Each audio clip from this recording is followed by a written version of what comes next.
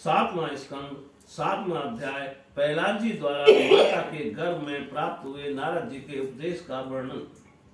नारद जी कहते हैं, युधिष्ठिर, जब दैत्य बालकों ने इस प्रकार प्रश्न किया, तब बाबू भगवान के परम प्रेमी भक्त प्रहलाद जी को मेरी बात का स्मरण हो आया। कुछ मुस्कुराते हुए उन्होंने उनसे कहा। प्रहलाद जी ने कहा, जब हमारे पिताजी तपस्या करने के लिए मंदराचल पर चले गए थे, तब इंद्रादि देवताओं ने दानवों से युद्ध करने का बहुत बड़ा उद्योग किया।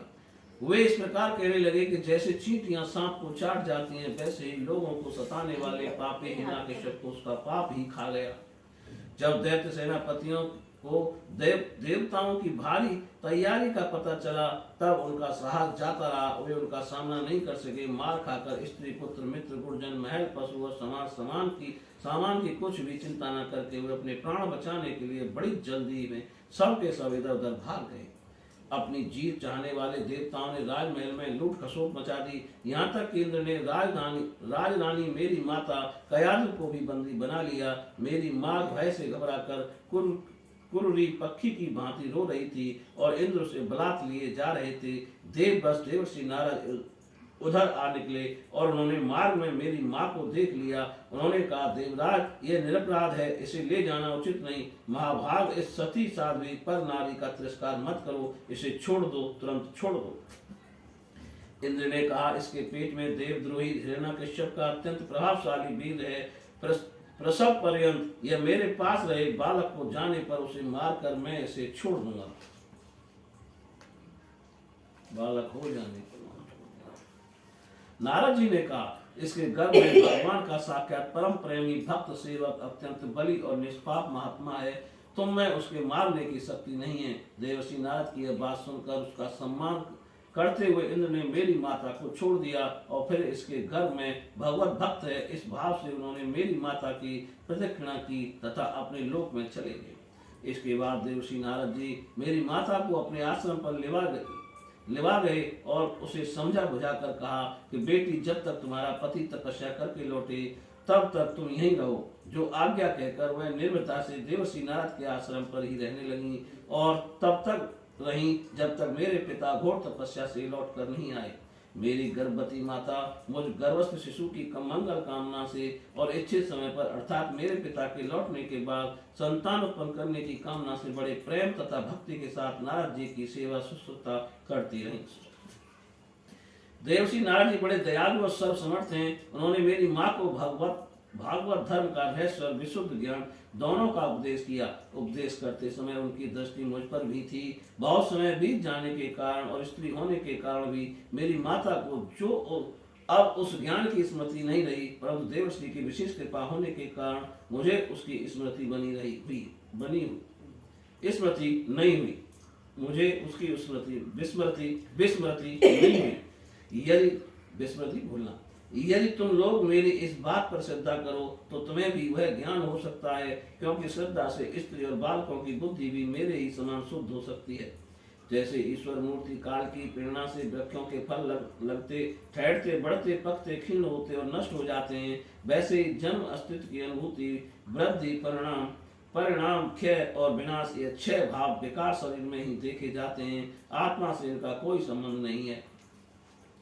आत्मा नित्य अविनाशी शुद्ध एक क्षेत्रज्ञ आश्रय निर्विकार स्वयं प्रकाश सबका कारण व्यापक असंग तथा आवरण रहित है। वे 12 आत्मा के उत्कृष्ट लक्षण हैं। उनके द्वारा आत्म तत्व को जानने वाले पुरुष को चाहिए कि शरीर आदि में अज्ञान के कारण जो मैं और मेरे का झूठ भाव हो रहा है उसे छोड़ दे।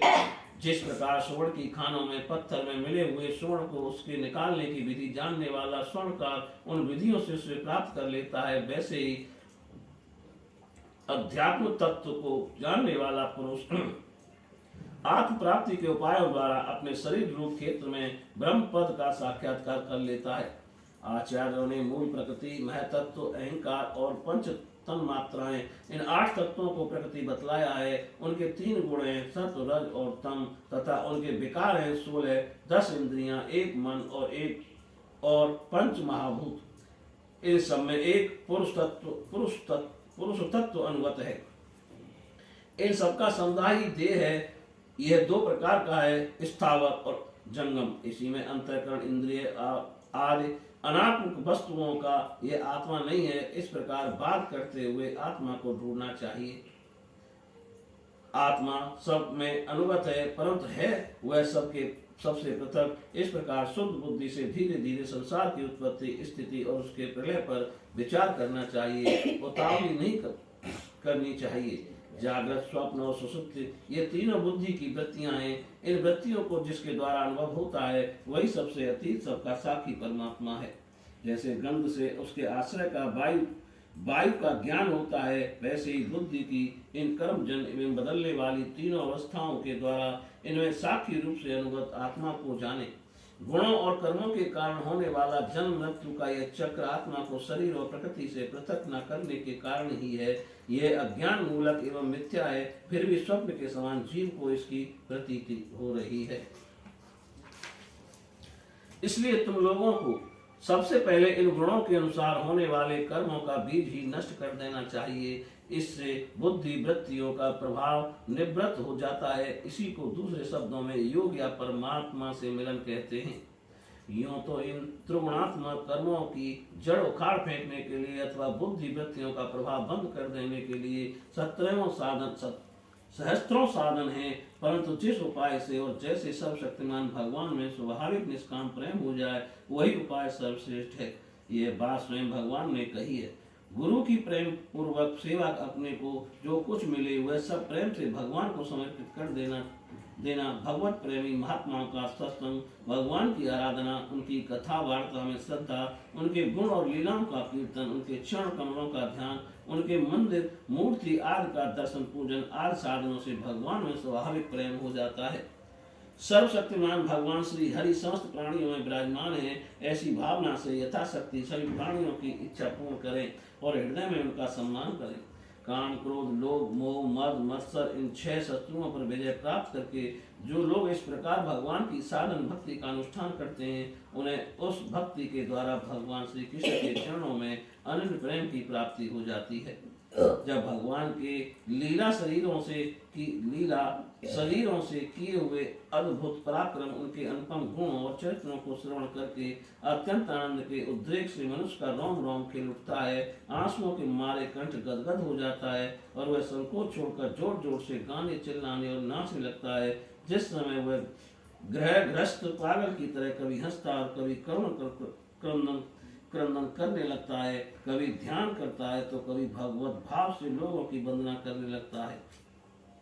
जब वह भगवान में ही तन्मय हो जाता है, बार बार लंबी सांस खींचता है और संकोच छोड़कर हरे जगत पति नारायण कहकर पुकारने लगता है, तब भक्त योग के महान प्रभाव से उसके सारे बंधन कट जाते हैं और भगवत भाव की भावना करते करते उसका हृदय ही भी कर भगवान में हो जाता है। उस समय उसके जन्म मृत्यु के बीजों का खजाना ही जल जाता है और वह पुरुष श्री भगवान को प्राप्त कर लेता है। इस अशुभ संसार के दलदल में फंसकर अशुभ में हो जाने वाले जीव के लिए भगवान की यह प्राप्ति संसार के चक्कर को मिटा देने वाली है। इसी वस्तु को कोई विद्वान ब्रह्म और कोई निर्वाण सुख के रूप में पहचानते हैं। इसलिए मित्रों, तुम लोग अपने अपने हृदय में भगवान का भजन करो।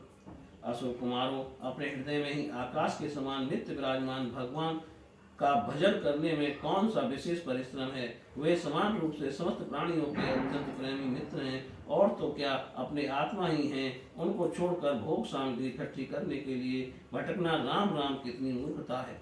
अरे भाई, धन, स्त्री, पशु, पुत्र, पुत्री, महल, पृथ्वी, हाथी, खजाना और भांत भांत की विभूतियां और तो क्या संसार का समस्त धन तथा भोग सामग्रियां इस क्षण भंगुर मनुष्य को क्या सुख दे सकती हैं। वे स्वयं ही क्षण भंगुर हैं। जैसे इस लोक की संपत्ति पृथक ही नाशवान है, वैसे ही यज्ञों से प्राप्त होने वाले स्वर्गादि लोग भी नाशवान और अपेक्षित हैं। एक दूसरे से छोटे बड़े नीचे ऊंचे हैं, इसलिए वे भी निर्दोष नहीं हैं। निर्दोष है केवल परमात्मा। ना किसी ने उसमें दोष देखा है और ना सुना है। अतः परमात्मा की प्राप्ति के लिए अनन्य भक्ति से उन्हें परमेश्वर का भजन करना चाहिए। इसके सिवाय अपने को बड़ा विद्वान मानने वाला पुरुष इस लोक में जिस उद्देश्य से बार बार बहुत से कर्म करता है, उस उद्देश्य की प्राप्ति तो दूर रही, उल्टा उसे उसके विपरीत ही फल मिलता है और निसंदेह मिलता है। कर्म में प्रवृत्त होने के दो ही उद्देश्य हैं, सुख पाना और दुख से छूटना।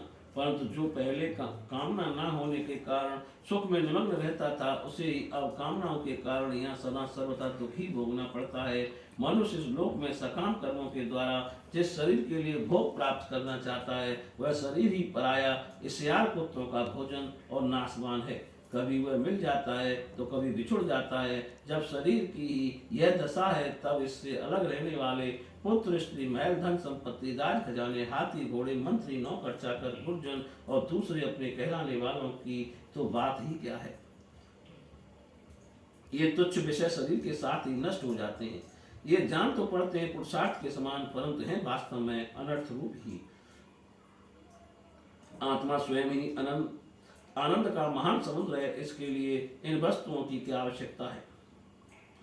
भाइयों, तनिक विचार तो करो। जो जीव गर्भाधान से लेकर मृत्यु परंतु सभी अवस्थाओं में अपने कर्मों के अधीन होकर कलेश ही कलेश भोगता है, उसका इस संसार में स्वार्थ ही क्या है। यह जीव सूक्ष्म शरीर को ही अपना आत्मा मानकर उसके द्वारा अनेकों प्रकार के कर्म करता है और कर्मों के कारण ही फिर शरीर ग्रहण करता है। इस प्रकार कर्म से शरीर और शरीर से कर्म की परंपरा चल पड़ती है। और ऐसा होता है कि अविवेक के कारण इसलिए निष्काम भाव से निष्क्रिय आत्मस्वरूप भगवान श्री हरि का भजन करना चाहिए। अर्थ, धर्म और काम सब उन्हीं के आश्रित हैं, बिना उनकी इच्छा के नहीं मिल सकते। भगवान श्री हरि समस्त प्राणियों के ईश्वर, आत्मा और परम प्रियतम हैं। वे अपने ही बनाए हुए पंचभूत और सूक्ष्म भूत आदि के द्वारा निर्मित शरीरों में जीव के नाम से कहे जाते हैं। देवता, दैत्य, मनुष्य, यज्ञ तथा गंधर्व कोई भी क्यों ना हो, जो भगवान के चरण कमलों का सेवन करता है, वह हमारे ही समान कल्याण का भाजन होता है। दैत्य बाल को भगवान को प्रश्न करने के लिए ब्राह्मण, देवता या ऋषि होना, सदाचार और विविध ज्ञानों से संपन्न होना तथा दान, तप, यज्ञ, शारीरिक और मानसिक शौच और बड़े बड़े व्रतों का अनुष्ठान पर्याप्त नहीं है। भगवान केवल निष्काम प्रेम भक्ति से ही प्रसन्न होते हैं और सब तो विडंबना मात्र है। इसलिए दानव बंधुओं को, समस्त प्राणियों को अपने समान ही समझकर सर्वत्र विराजमान, सर्वात्मा, सर्वशक्तिमान भगवान की भक्ति करो। भगवान की भक्ति के प्रभाव से दैत्य, यक्ष, राक्षस, स्त्रियां, शूद्र, गोपालक, अहीर, मृग और बहुत से पापी जीव भी भगवत भक्त भाव को प्राप्त हो गए हैं। इस संसार में या तो मनुष्य शरीर में जीव का सबसे बड़ा स्वार्थ अर्थात एकमात्र परमार्थ इतना ही है कि वह भगवान श्री कृष्ण की अनन्य भक्ति करे। उस भक्ति का स्वरूप है सर्वथा सर्वत्र सब वस्तु में भगवान का दर्शन। बोलिए श्री कृष्ण भगवान की जय।